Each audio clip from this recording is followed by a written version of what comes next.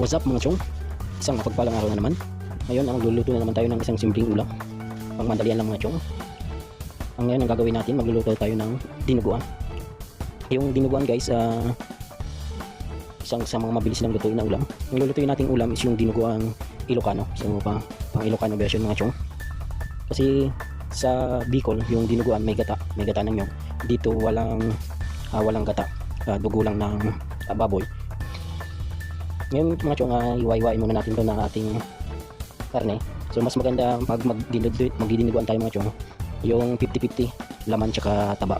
Maganda pag merong halong taba kasi yun yung parang nagpapalasa din, yung nagpapalinamnam, nagpapamantika sa ating nilulutong dinuguan. Pag puro laman naman kasi hindi rin na gaano masarap. Pag puro taba naman nakakaumay. Kaya mas maganda mga chong na 50-50, pareho yung dami ng taba tsaka ng laman. So yung kaibahan mga chong ng dinuguang Ilocano, yung dinuguan dito walang gata ng nyog. Yung dugo ng baboy inahaluan niya ng suka para hindi mamuo, hindi tumigas. Pagkatapos na igisa at maluto, matusta yung karne, saka na ilalagay yung dugo. Unlike doon sa dinuguan ng Bicol, yung dugo ng baboy ipipiga sa gata ng nyog at yun yung isasahog. Tapos yung iba sinusunog pa muna yung kinudkud na nyog bago bigay ng dugo ng baboy. So yung pagkakaiba mga chong, pero halos pareho lang din masarap, depende pa rin sa pagkaluto. So ngayon mga chong, pira-pirasin na natin itong ating karning baboy para ma-ready na. So simple lang to mga chong, kunti lang yung sahog, kunti lang din yung ricado, kaya matipid na ulam to mga chong, matipid lutuin. So ngayon mga chong, ayan, nahiwa na natin yung mga karne ng baboy. So isusunod na natin yung ating mga ricado. So habang naghihiwa pala tayo mga chong, naghahanda ng ating lulutuin, shoutout muna tayo sa ating mga solid viewers, sa mga viewers natin abroad, mga viewers na OFW, mga viewers natin sa iba't ibang parte ng Pilipinas. So kung napapanood nyo to mga chong, comment nyo dyan sa baba sa comment section kung saan lugar kayo napapanood nyo itong video na to. So shoutout dyan, lalo na sa mga tropa natin dyan sa Kabikulan, mga kababata natin dyan, mga kamag-anak. So shoutout sa inyo mga chong. So ngayon hindi ko na nakuha na ng video mga chong, yung pag gigisa ko ng mga ricado, kasi hindi ko pala na-record yung video at madali natin mga chong.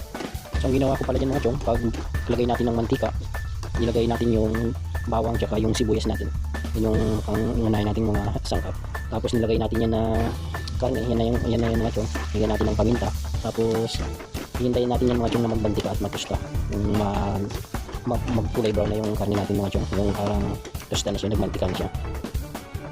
Saka natin dyan ilalagay yung dugo.